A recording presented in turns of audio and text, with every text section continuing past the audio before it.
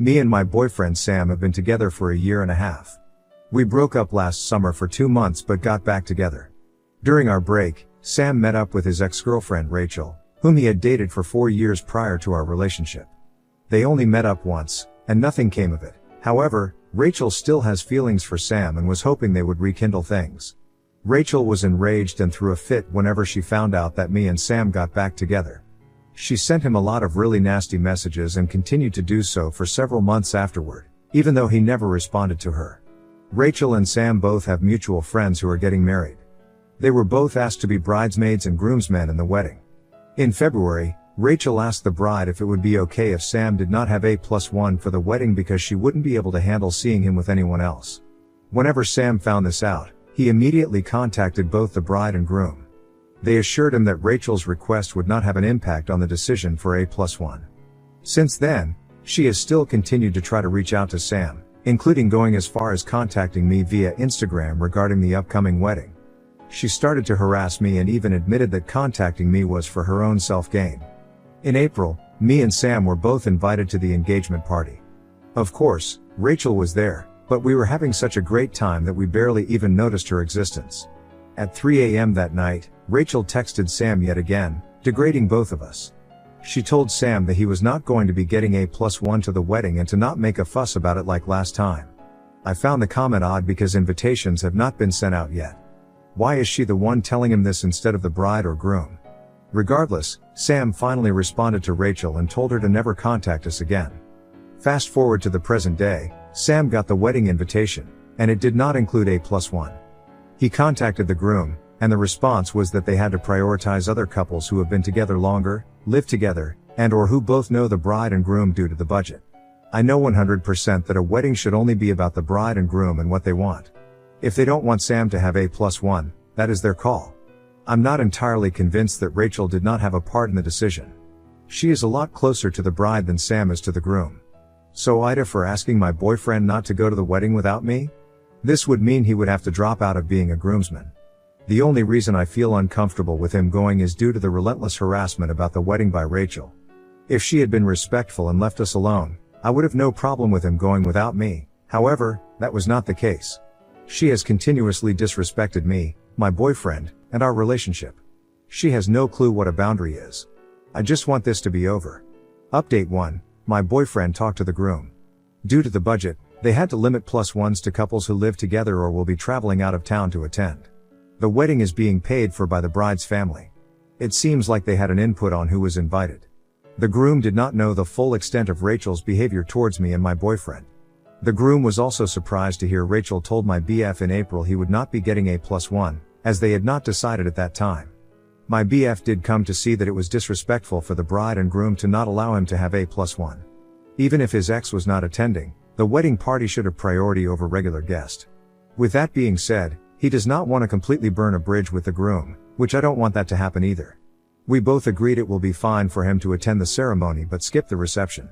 The groom said I would be allowed to attend the rehearsal dinner and welcome party. As far as Rachel, my BF plans to ignore her and immediately shut down any of her antics. My BF is truly disgusted with Rachel and her psychotic behavior. Ultimately she wanted to break things up between me and my BF, but she has only made us stronger. Additional info, OOP adds a little info not in the post. My BF was never told he would be receiving A+1. The bride and groom told him in February that they did not know who would be invited at that time. I just wanted to reiterate this in case it was not clear in my original post. When asked what happened with Sam and the ex, they didn't hook up whenever we were on the break. They just went to a bar for drinks. Afterwards they met up with the bride and groom since they all are friends. My BF said it was a bit awkward and didn't even know Rachel had any interest in getting back together until she found out we had gotten back together. Update 2, Sept 25, 2024. This is the final update regarding the wedding since it was this past weekend. Buckle up because it's a long one. Backstory, my boyfriend was asked to be a groomsman in a wedding where his ex-girlfriend was a bridesmaid. His ex harassed him for months even though he didn't respond. She reached out to me via Instagram. She has been trying to break us up / get him back. She told me on Instagram that she doesn't want to be around us during the wedding as it would be distracting. The groom told my boyfriend months ago that I would be allowed to attend the rehearsal dinner, welcome party, and part of the reception. We were told I would not be allowed to attend the ceremony or dinner portion of the reception due to the budget. After the formalities are completed, I will be allowed to attend. A week before the wedding, the groom invited my boyfriend to brunch on Sunday, the day after the wedding. He said it was going to be a super casual thing. I, however, was not invited to this brunch. My boyfriend reassured me he would not be attending without me. During the wedding rehearsal, my boyfriend decided to double check with the groom about me coming to the rehearsal dinner. Turns out, I had been uninvited from the dinner. We were informed of this 30 minutes before the start. The groom told my boyfriend I did not have a seat, but he would love to have me at the welcome party afterward. My boyfriend skipped the rehearsal dinner. We ended up going to a local bar until the welcome party started. Once we got to the welcome party, the groom came up to me and apologized for the politics. He told me he was happy I was there and looked forward to having me at the reception tomorrow. 2 people commented on us missing the rehearsal dinner, but I just changed the subject. After the welcome party ended, we all rallied to a bar close by. I was standing at the bar talking to one of the guests when the bride inputted herself into our conversation. The bride would only look at and talk to the other girl, even though I was adding input into the conversation. It was just like the interview Kirsty Flaw did with Blake Lively. I felt so uncomfortable that I ended up walking away. The next day before the wedding, I met up for brunch with the girl. She informed me that as soon as I walked away, the bride started talking SHT about me. The bride told her I was originally invited to the wedding, but that Rachel, my boyfriend's ex, said she would not be able to handle it. So I was uninvited from the wedding. The girl said it seemed like the bride was trying to get her to not be friends with me and to exclude me. She said it seemed like the bride was trying to get her to take Rachel's side as well.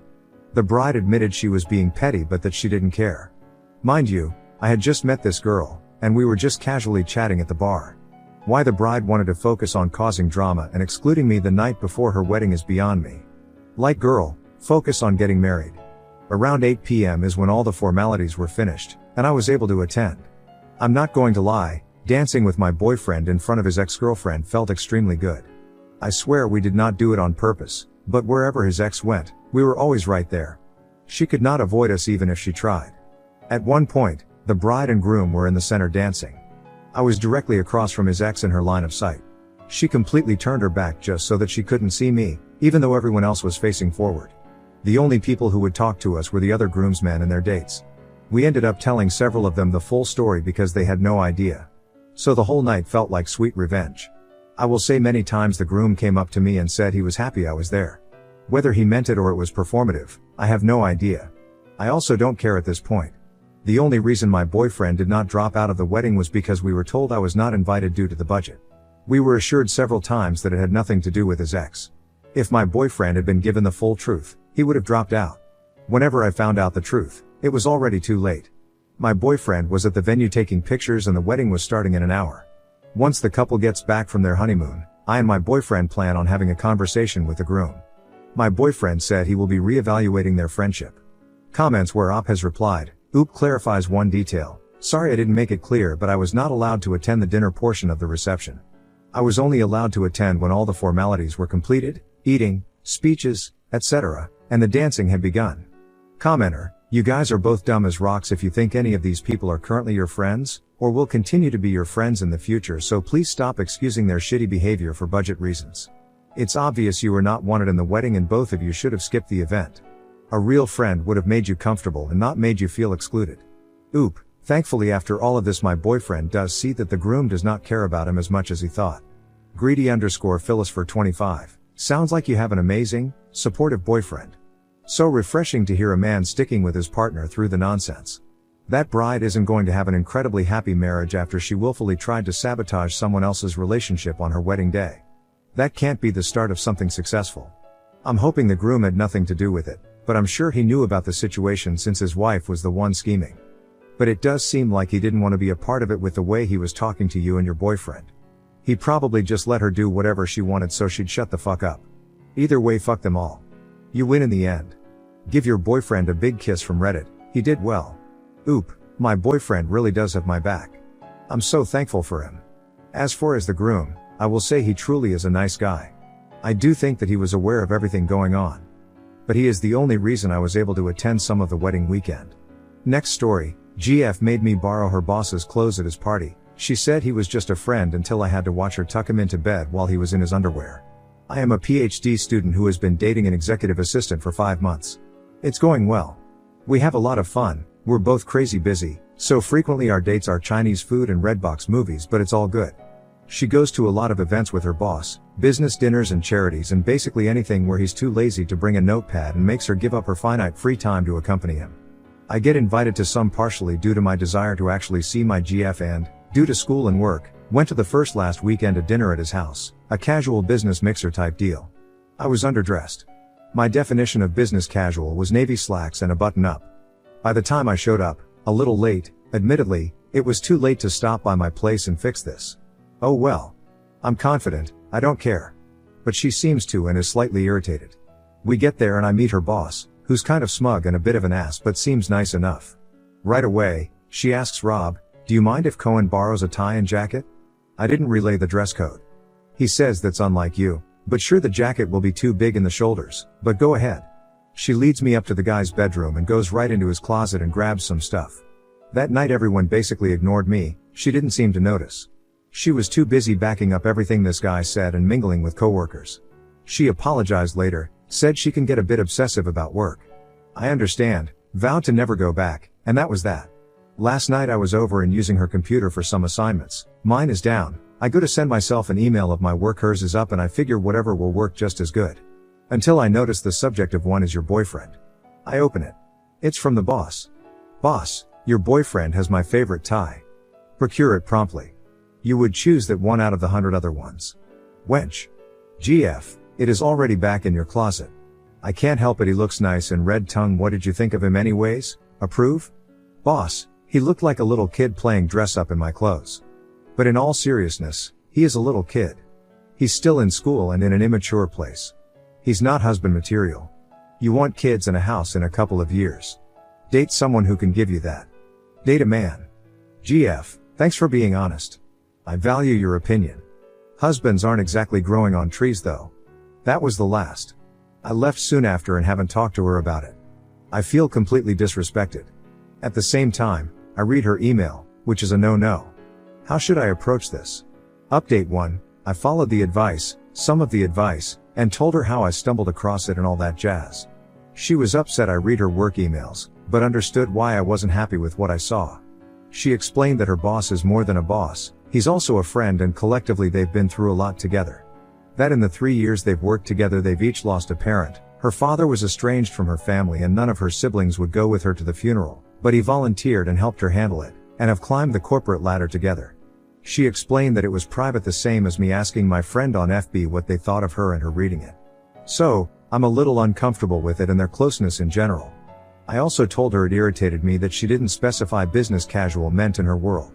She said that a button-up would have been fine, but I wore a plaid one, a nice plaid button-up, not lumberjack, and that was too casual. She also told me she was mad at me for being late, that it's important to Rob that when he hosts she is early, and on time is late, and late is very late. We didn't deal with the big issues, babies and marriage, because it's just too damn soon, and went on our way being happy this week. Until last night, around 2 a.m., boss calls and says he's sick, she needs to check up on him, blah, blah. She is about to leave, I express my discomfort and she reluctantly invites me. Tells me to keep clear of him and just wait, it shouldn't be long, and she'll use my presence to avoid staying long. We get there and he's in the front room, can't avoid him seeing me. He's in his underwear, which I'm not happy about, and is obviously fairly sick and furious about being sick. GF is ridiculously tender with him, rubbing his hair and telling him how they can readjust most of his meetings. Except for one, and they'll make it a phone meeting. They'll work from home tomorrow, she'll go get everything in the morning and just bring it to his place. Blah, blah. He makes eye contact, I'm hovering as close to the door as I can, feeling for all the fucking world like I'm the interloper, and almost looks smug at me. I swear to God he did. Then he asks if they can have wonton soup for lunch and fortune cookies like usual. She says of course, and then brings him to his room and fucking tucks him in, I assume, after giving him some medicine. We leave and get into it. That's just too close for me. She needs to draw lines if she wants to keep dating me. She accuses me of just being jealous and uncomfortable. Says Rob has never made a pass at her and never will. Fight gets a little ugly and insults fly. I say she all but gets paid to suck his dick. She says the only difference between me and a college freshman is I can buy beer. And it's over. This all occurs in his driveway.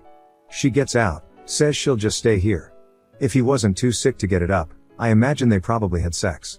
Comments where Op has replied, tech utes, holy shit, she has gone crazy town. You should stay super far away from that. I know it's hard, but I have a feeling you're going to get over this one quick and laugh it off in a couple of months. Also, they climbed the corporate ladder together. She's a glorified secretary. She's climbing something, but it's no corporate ladder. Oop, I mean, when he gets promoted her pay grade does go up and he chose to have her come with him, instead of opting for someone with more experience or whatever. I hope you're right. I was pretty pissed and all righteously angry, but now that is fading I am kind of bummed out. She was a good person, funny and smart and sexy as hell, and we spent 5 months together. I don't want to miss her. Tilda, deleted. The difference between you and college freshmen is that a college freshman would have tackled him to the ground and pummeled his face in when he answered the door in his underwear. Oop. I didn't realize he was just in underwear at first, and by then I could tell he was very sick, couldn't keep down water, etc., and less inclined to be aggressive. She has a key and he was on the couch using a throw blanket thing. Update 2. Well, I've been drowning my sorrows in Newcastles and biographies when I got a text from my ex-girlfriend. I obviously hoped she was begging for forgiveness and pleading me to come back to her. Both because I missed her and I wanted to turn her down. I'm a complicated fool of a man. She was not. I wanted to let you know I'm sorry for what I said. Once you compared my entire career to that of a prostitute, I lost my temper and said a lot of things I regret. I hate to end on a bad note because we were both hurt and lashed out. I also wanted to let you know you were right about Rob. Just because I would want to know if I were you, and you deserve to know you weren't crazy. I didn't think he felt the same way, and I resigned myself to trying to love someone else. I didn't do a good job. How could I when he was constantly there? But then it turns out he's felt the same way all along.